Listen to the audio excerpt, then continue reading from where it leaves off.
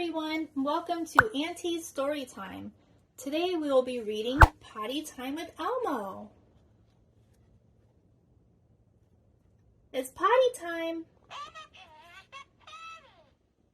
Elmo's doll, Baby David, is learning how to use the potty, just like Elmo.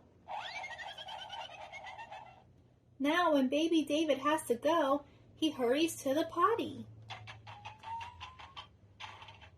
Do you have to use the potty, Baby David? Let's try and use the potty. You do. Let's go.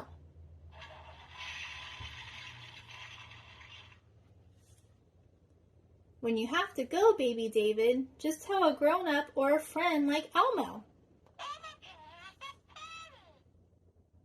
We'll help you find the nearest potty. If you want, Elmo will read you a story while you use the potty. Let's try and use the potty. Oops, maybe you weren't in time. That's okay. We'll just try again next time. Oh, you are in time? Then go, Baby David, go. Let's try and use the potty. All done? Good job, Baby David.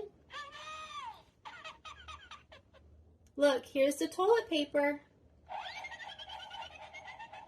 It spins. Next, it's time to flush. You'll like this part best, Baby David.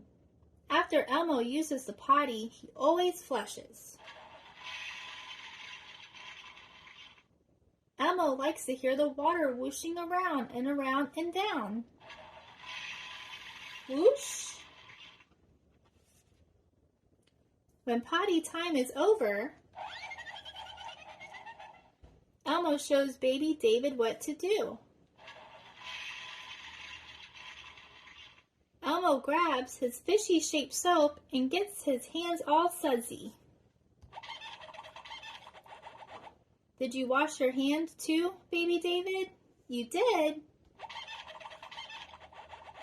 You're such a smart doll.